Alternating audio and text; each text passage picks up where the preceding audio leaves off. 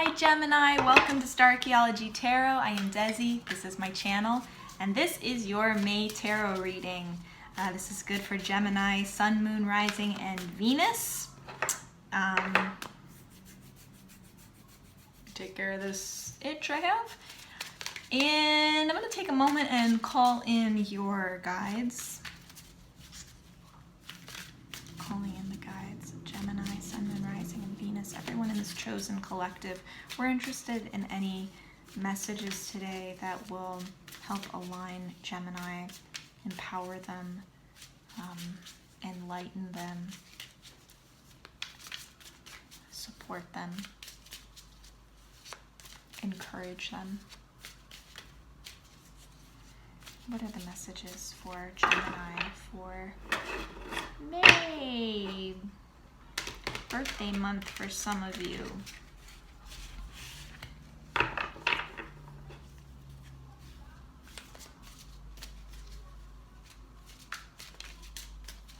What are the messages?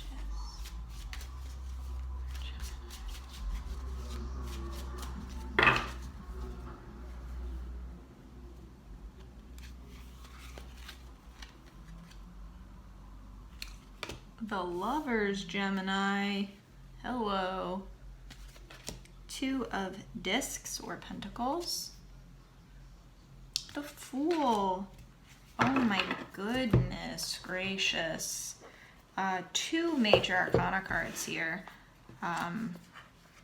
This might be the highest number of major arcana cards I've pulled in a reading for May thus far. So this could be a big birthday month for you, Gemini. And really a call to you taking a leap of faith into some new beginning this month, which is really cool. So, wow, and 220. Not 2, but Lovers I think of as 2, but it's really 620. Okay, so first of all, let's start with the Lovers. So you're in a situation this month, Gemini, where either you are connecting with someone brand new who is someone really important on your path. This is someone who isn't necessarily... It's often, lovers often have to do with someone who either is in your life for the long term. So this is someone that you're dealing with, you know, a long-term partner or a friend, someone in your life who you have a really deep connection with.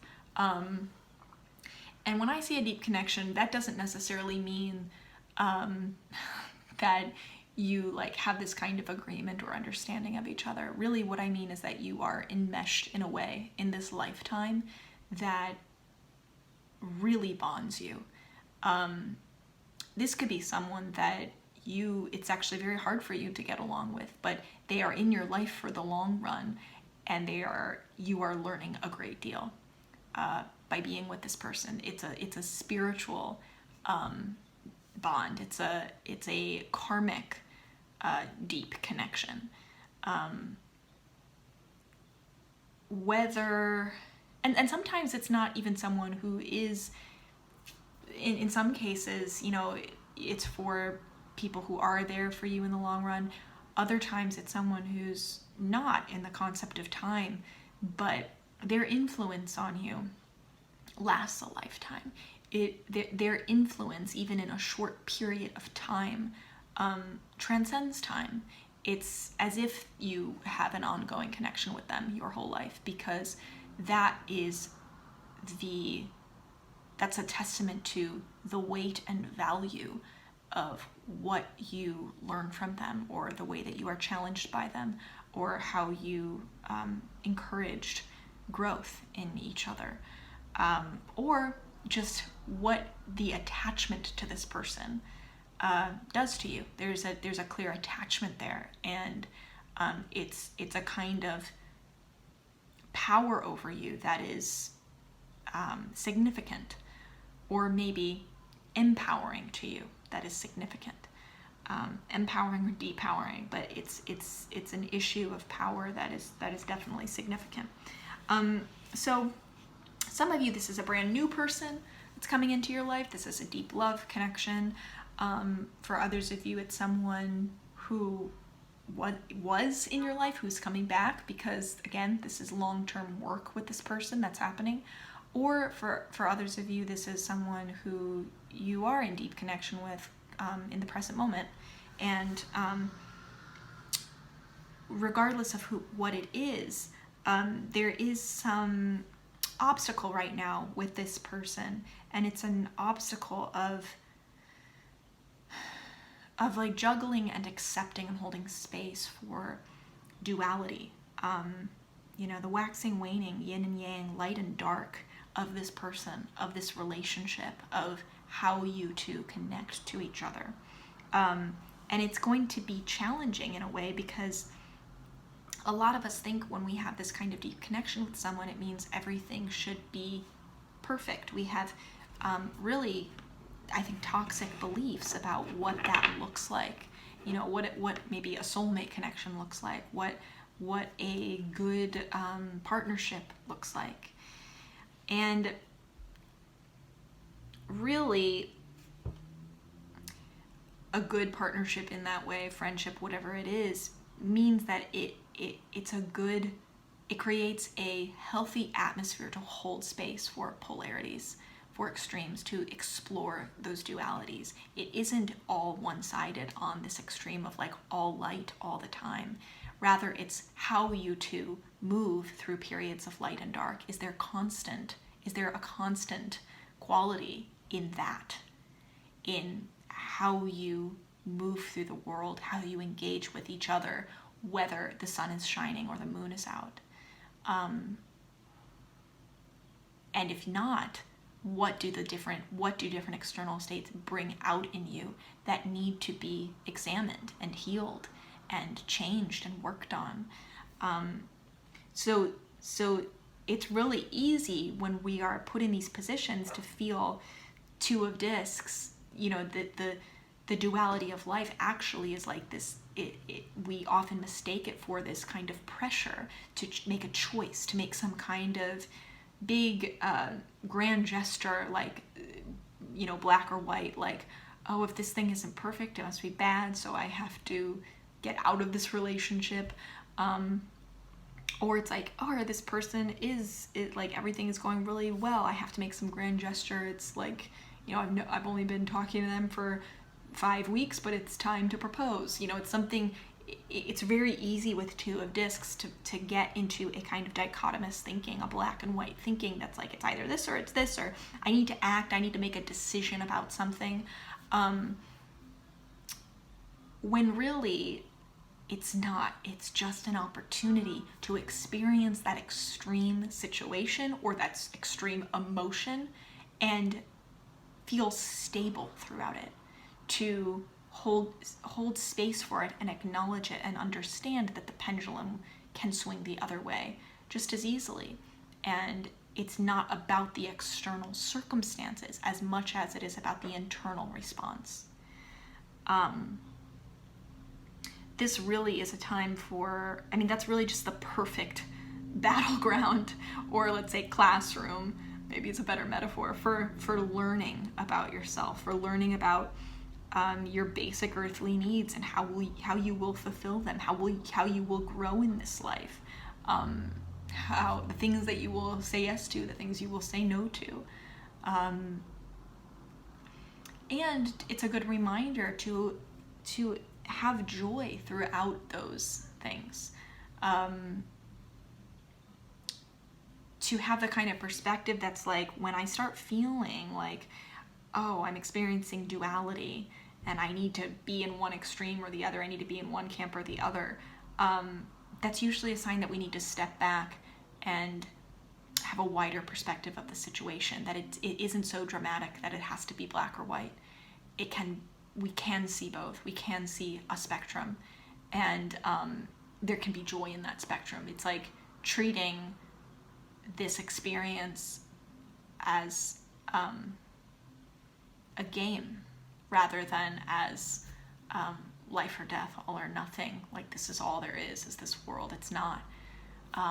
It's amazing how often we are tricked into believing the 3D is all that there is, when there is so much more. And when we find ourselves getting very wrapped up in the details of our physical world and what that means, and when it means like the stakes are through the roof, that's a good sign that we need to actually step back and acknowledge a wider, more generous perspective of the world around us.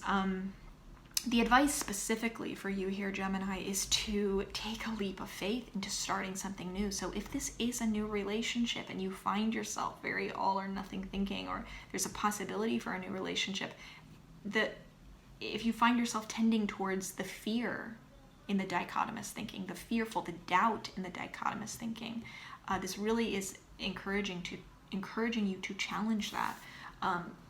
The Fool is acknowledging acknowledging forces that are co-creating with us, and acknowledging trust and faith in something outside of ourselves. I see some of you taking a big leap of faith into a partnership, or unlocking a new level in a relationship with someone that really helps you glimpse the divine that you might not otherwise see without this other person as your mirror. But it takes, in this situation, it's not something that they will initiate or that they're going to take the lead on. It's you ultimately that is setting a precedent here. It's you putting yourself out there. It's you opening up. It's you being vulnerable in some way, taking the leap of faith, being the pioneer in this new territory, and doing that with a really, I want to say, a naivete, which the Fool is famous for, as having that kind of childlike naivete. That is rewarding to children. And we lose that as adults because we become jaded by experience, and we become protective of ourselves, and more scared, and more logical and rational. And of course, to a certain degree, it's so great to learn from experience. It's so great to gain logic from experience, lived experience. But in the spirit of duality, that doesn't mean that we then throw away our hopeful innocence or our optimism when trying something new, all in favor of this kind of like jaded rationalism instead. You can have both. You can be hopeful about something and be like, I'm taking a leap of faith here, and I'm also going to try to exercise the most logical, critical thinking I can, and try to learn from my past experiences in this leap of faith. Those things can go together. There is something to be gained for you here by harnessing that kind of childlike perspective in this situation. This just like throwing yourself into something new and expecting the best, because that's what a kid does. The kid's like, fear of failure is learned.